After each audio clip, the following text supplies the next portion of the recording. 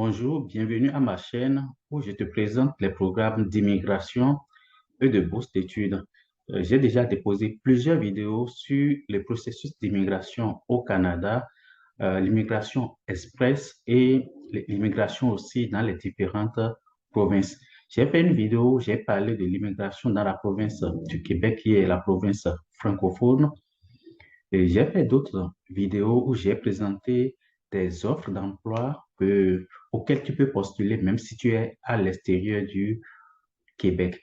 Maintenant, dans cette vidéo, je vais te parler du CV et de la lettre de présentation. Souvent, si tu dois postuler pour une offre d'emploi de l'extérieur, il va falloir que tu adaptes ton CV aux normes canadiennes.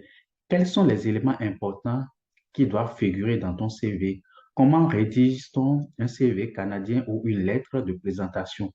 Je vais passer en revue avec toi tous ces éléments importants pour que tu sois autonome, pour que dès que tu trouves une offre d'emploi ici, tu puisses réaménager un peu ton CV, ta lettre de présentation pour te vendre.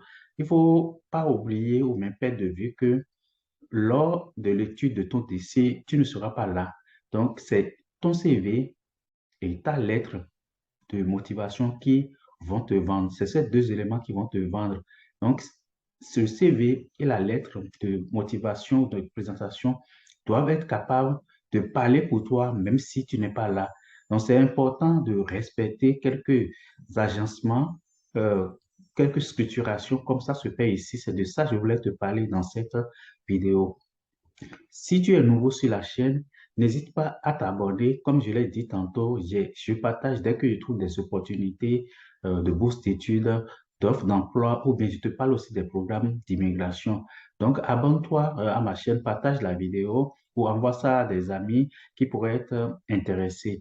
Donc, dès que tu t'abonnes, dès que je mets une nouvelle vidéo, tu pourras recevoir en ce moment-là la notification et tu viendras voir de quoi il s'agit et puis continuer par te préparer dans ton projet d'immigration ou bien d'aller étudier au Canada, aux États-Unis, un peu partout. Donc, je rappelle aussi que j'ai déposé des bourses d'études pour l'Allemagne, le Canada, la Chine et d'autres pays. Et je ferai bientôt une vidéo sur les bourses d'études en Belgique aussi.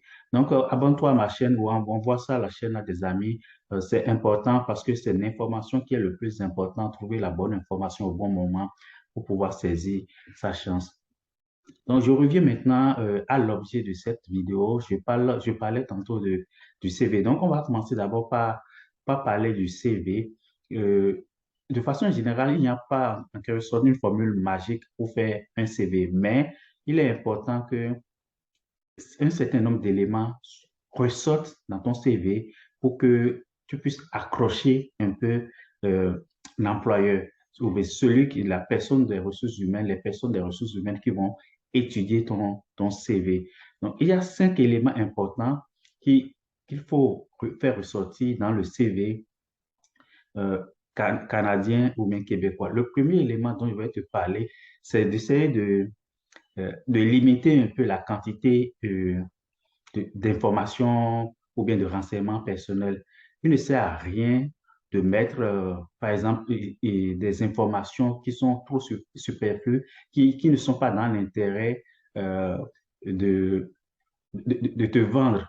Donc, des choses, par exemple, ici, si tu étais au Canada, il y a ce qu'on appelle ici le numéro d'assurance sociale. Tu n'as pas besoin de mettre ton numéro d'assurance sociale parce que c'est une information très personnelle et confidentielle. Donc, on n'en a pas besoin. Ce n'est pas nécessaire aussi dans le CV canadien de mettre une photo. Comme souvent en Afrique ou ailleurs dans le monde, les gens mettent leur photo sur le CV. Ici, c'est pas nécessaire. Les éléments les plus importants que tu dois mettre dans ton CV, sinon, quand je dis dans l'entête de ton CV, tu parles de nom, prénom, l'adresse. L'adresse aussi, elle peut être facultative, mais tu peux mettre, c'est pas si grave. Mais ce qui est important, ton numéro de téléphone et ton courriel, parce que c'est avec ces deux éléments qu'on va te joindre. Donc, ton nom, prénom, les gens mettent situation matrimoniale, l'âge. euh, Tu n'as pas besoin de mettre ces choses-là. c'est pas forcé, tu n'as pas forcément besoin de mettre ces choses-là dans ton CV. Parce que les gens qui vont étudier ton CV, ils vont recevoir 100, 200, 300 de dossiers et il ne faut pas leur perdre du temps. Parce qu'ils commencent par lire ton CV, puis déjà, ils ont comme un rejet. euh, Ils peuvent continuer le CV avec ce préjugé-là et puis même les éléments importants, ils ne vont plus voir ça. Donc, les éléments importants à mettre un peu à l'entrée de ton CV, il y a du nom, prénom, adresse, ça peut être facultatif, numéro de téléphone et ton courriel. S'ils ont besoin des informations additionnelles, si ton CV est accrocheur, ils vont te communiquer avec toi et te demander les informations dont ils ont besoin. Deuxièmement, deuxième élément que tu dois faire ressortir dans ton CV, tu dois montrer les éléments que tu penses que ce n'est pas évident. C'est-à-dire, en lisant le CV, il peut y avoir des éléments que tu penses que ce n'est pas évident à comprendre. Ces éléments-là, il faut les ressortir quand euh, tu fais ton CV. Donc, si tu dis, par exemple, tu as travaillé au Maroc ou bien, c'est pas, au Sénégal dans une entreprise, si tu écris seulement le nom de l'entreprise, la personne qui est au Canada, qui étudie son dossier, peut ne pas connaître l'entreprise, peut ne pas connaître ce que fait l'entreprise. Donc, tu peux décrire l'entreprise rapidement en une ou deux phrases. D'accord? Quelle est l'activité principale de l'entreprise qui peut appuyer ta candidature? Donc, tu décris l'entreprise en une ou deux phrases rapidement. Si c'est une entreprise locale ou qui est localisée seulement au Sénégal, par exemple, ou si c'est une entreprise multinationale. Donc, tu peux décrire ces informations-là, mais de façon vraiment courte. Une phrase, deux phrases maximum. Donc, ça permet à la personne de dire, OK, quand tu mets, j'ai travaillé dans Techno Innove de 2000 à 2002. OK, la personne qui lit va dire, qu'est-ce que Techno Innove fait? En ce moment, tu mets en dessous une phrase qui du coup dit qu'ils sont spécialisés dans le réseau ou bien dans quelque chose comme ça, mais ça permet de préciser vraiment ta pensée. Donc, c'est ça, il faut faire ressortir qui sont les éléments qui ne sont pas évidents à comprendre juste en lisant ton CV. Ça, c'est le deuxième élément. La troisième chose, il faut utiliser comment, en toi, je vais dire les mots justes. Utilise les thèmes justes pour qu'on puisse te comprendre facilement. Ici, si tu envoies une candidature au Québec, donc la langue d'usage ici, c'est le français. Donc, idéalement, mets tout, tout ton CV en français, bien que la plupart du temps, les ressources humaines, les gens sont bilingues, mais mets ton CV en français entièrement. Évite aussi ce qu'on appelle ici, on appelle ça les acronymes, comme les sigles. En Afrique, on va dire les sigles. Parce que la personne qui est au Canada ne connaît pas une entreprise qui s'appelle GKB. GKB, ça signifie quoi? La personne ne connaît pas. Donc, tu évites les sigles, définis une entreprise en même temps. Au lieu de dire GKB, tu dis ce que ça signifie et tu mets une phrase en bas peut-être pour faire la description de l'activité principale de l'entreprise. Donc, ces éléments-là sont importants, surtout que si tu es à l'extérieur du Canada et tu envoies un CV ici. Donc, ces acronymes-là, les cycles, il faut les éviter souvent quand tu mets ton titre, le titre de l'emploi que tu as fait. Au lieu de mettre un titre, tu dis si tu as été représentant ou bien commercial, des choses comme ça, même de façon précise, ce que tu as fait en ce moment-là. Un autre élément, il faut que ton CV ou le CV soit lisible. C'est-à-dire que il ne faut pas prendre un CV qui date de 2 ou 3 ans que tu as photocopié et qui n'est même plus lisible. Donc, tu prends un CV lisible qui est court. C'est pour ça que j'ai dit les éléments superflus, là, tu les laisses de côté, qui est court et précis. Et il faut ajouter surtout les éléments qui vont appuyer. Si tu as fait des choses que tu penses que ce n'est pas nécessaire, pour appuyer ta candidature, peut-être faut même pas le mettre. Donc, autre chose qu'il faut, le caractère, la police de caractère qu'il faut utiliser, la plupart du temps, il faut utiliser Arial, d'accord? Il faut utiliser une police qui est vraiment une police de caractère qui est simple. La plupart du temps, les gens vont utiliser Arial ici. Il ne faut pas utiliser des polices qui déforment les lettres, qui tournent les lettres, ainsi de suite. Utilise une police de caractère simple ou que les gens peuvent lire sans vouloir chercher à savoir de quoi il s'agit. Donc voilà, il faut être vraiment simple, lisible, court et et précis. Et à la fin, quand tu finis de faire ton CV, il faut le mettre au format PDF parce que ce qui est important, le format PDF, tu sais, quand tu envoies un document Word, quand on change d'ordinateur, ça peut déformer ta mise en forme. Donc, quand tu finis, tu l'enregistres en format PDF non modifiable et tu peux l'envoyer en ce moment, soit ici, demande par courriel ou tu dois l'attacher à un document. Et dernier élément, dans les 5 éléments, je vais revenir encore sur le CV. Donc, j'ai déjà parlé des éléments pertinents. Donc, il faut vraiment insister sur les éléments pertinents qui appuient ta candidature, qui fait des éléments qui font un peu euh, ton portrait le plus juste que possible, ton portrait professionnel, ta compétence et tes expériences. Donc, il faut savoir choisir judicieusement les mots que tu veux partager avec l'entreprise. Donc, on va venir maintenant sur comment tu organises ton CV du haut vers le bas. Donc, la première chose, l'entête. J'ai parlé rapidement de l'entête, nom, prénom, renseignement et courriel, téléphone, les éléments importants, tu les mets là. Si tu as un bon profil, ça c'est important, je vais te le dire. Si tu as un bon profil LinkedIn, c'est-à-dire si tu l'as bien fait, tu peux l'ajouter. Donc, les gens peuvent aller dessus pour voir.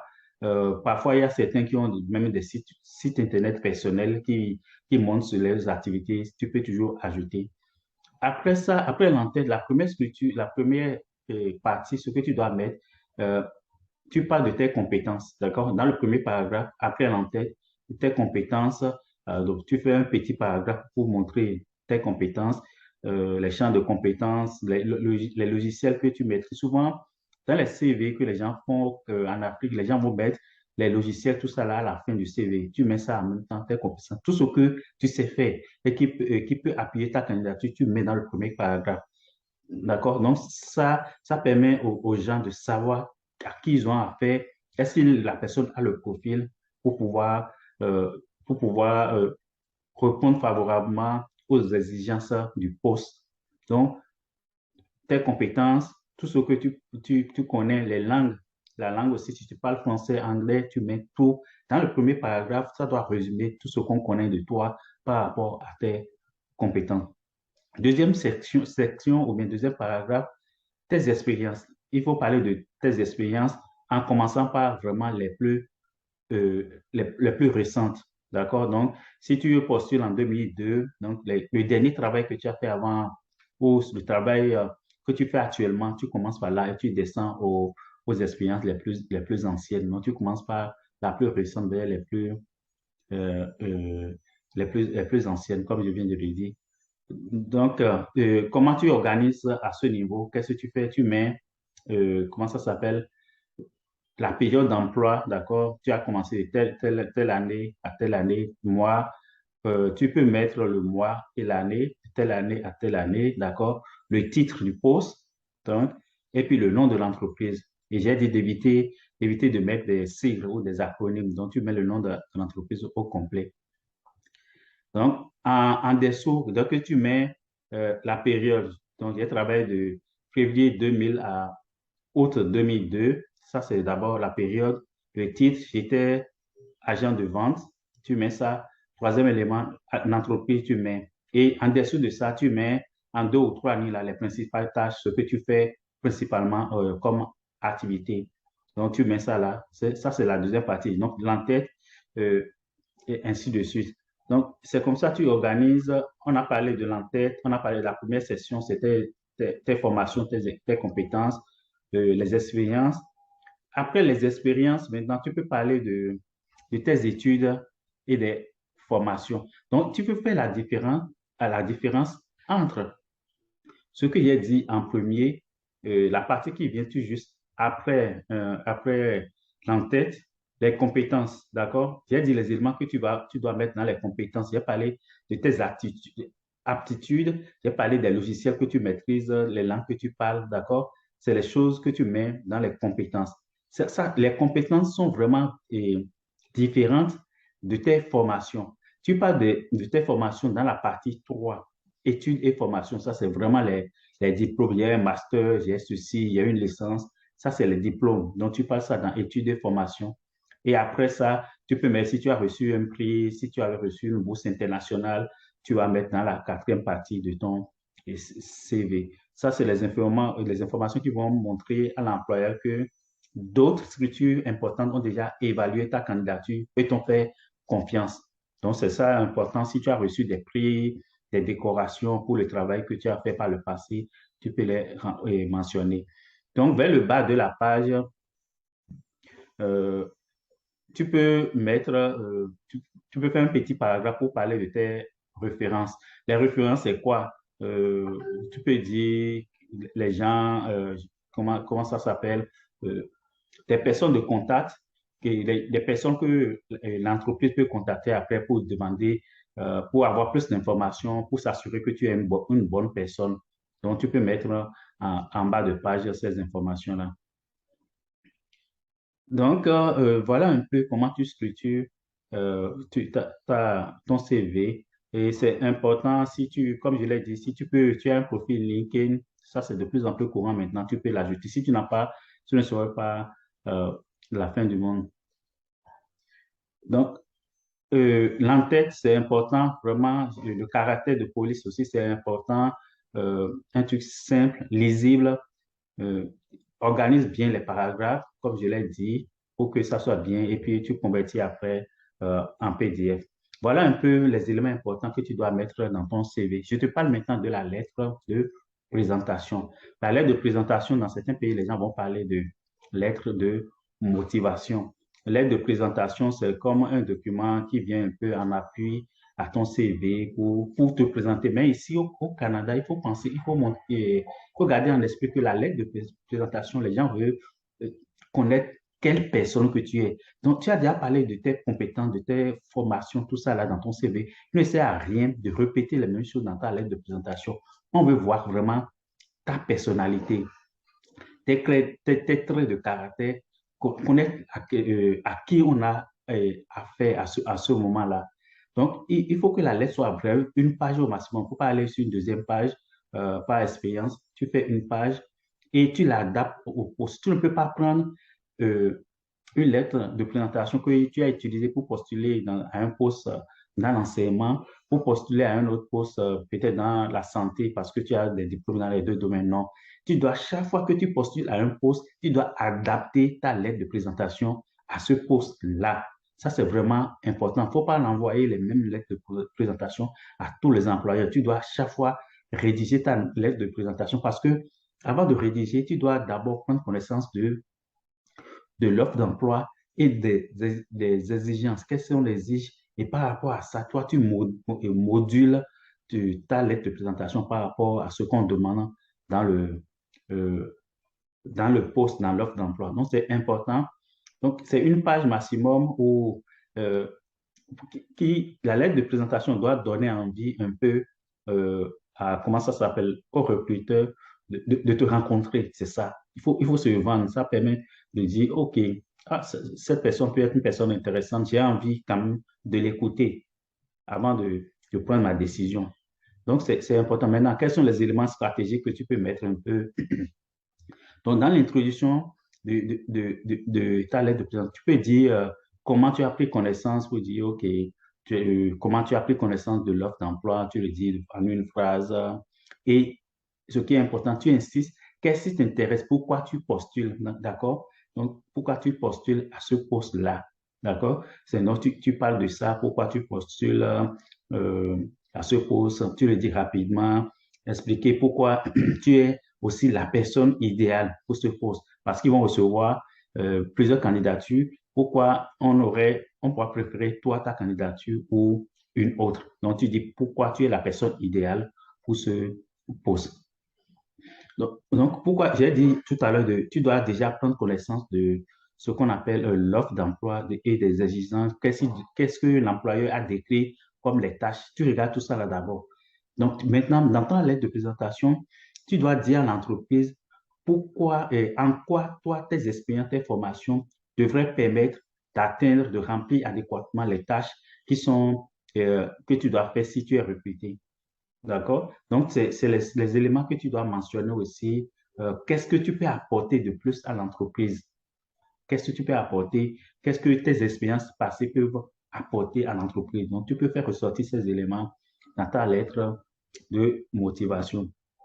Et en d'autres choses ou bien qui sont plus ou moins importantes que tu peux faire ressortir, tu peux parler un peu des valeurs, des choses auxquelles que tu crois, pas la religion, je ne parle pas de la religion. Tu vois, par exemple, quand tu postules à un poste ici au Canada, toutes les entreprises ont un site Internet. Tu peux aller sur le site de l'entreprise, tu vas voir qu'ils vont décrire l'entreprise, leurs valeurs, euh, qu'est-ce qu'ils font, pourquoi les clients leur font confiance, tout ça. Tu regardes ça et tu vas essayer de modeler, de dire pourquoi toi, tes caractères personnels et ton expérience permettent de te, de travailler avec eux, d'entrer dans ce système et de respecter ces valeurs, de promouvoir ces valeurs auprès des clients.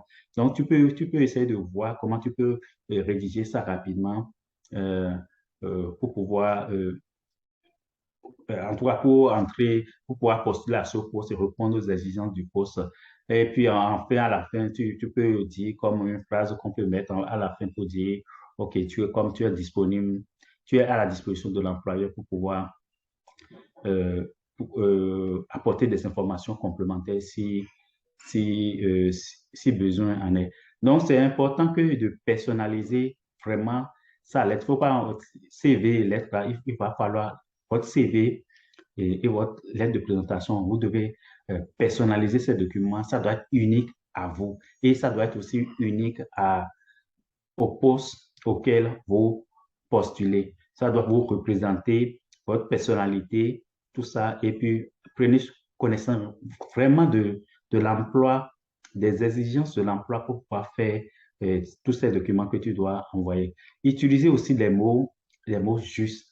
Donc, c'est pourquoi tu peux aller même consulter le site Internet de l'entreprise pour aller chercher des mots pertinents et insérer dans ta lettre de présentation pour que les gens vont dire, ah, c'est quelqu'un qui connaît mieux, qui connaît bien ce domaine, à qui on peut faire confiance, qui a déjà des prérequis pour pouvoir travailler avec nous.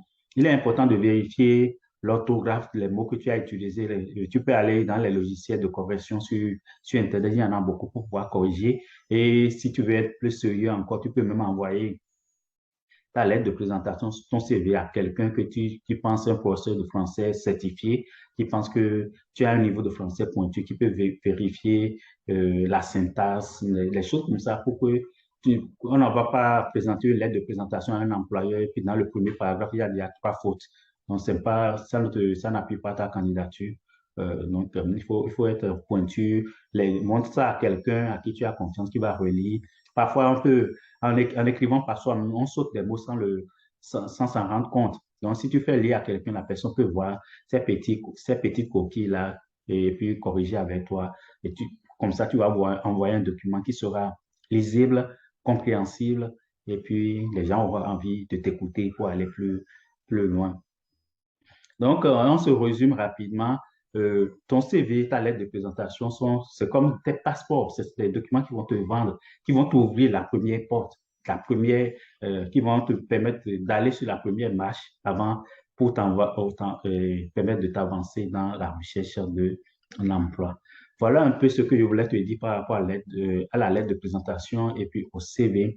N'oublie pas que sur ma chaîne, il y a déjà plusieurs vidéos où je parle des offres d'emploi et au Canada, il y a plusieurs vidéos aussi où je parle du programme d'immigration. J'ai parlé aussi des bourses d'études. Si tu as aimé la vidéo ou bien tu penses que la vidéo pourrait intéresser quelqu'un, n'hésite pas à l'envoyer. Abonne-toi aussi. Dès que je vais mettre de nouvelles vidéos, tu pourras recevoir la notification pour pouvoir venir voir de quoi il s'agit. Et puis, si ça t'intéresse ou bien ça pourrait intéresser des gens que tu connais. Donc, voilà un peu ce que j'ai à te dire dans cette vidéo. Mon nom, c'est Jules Jossou.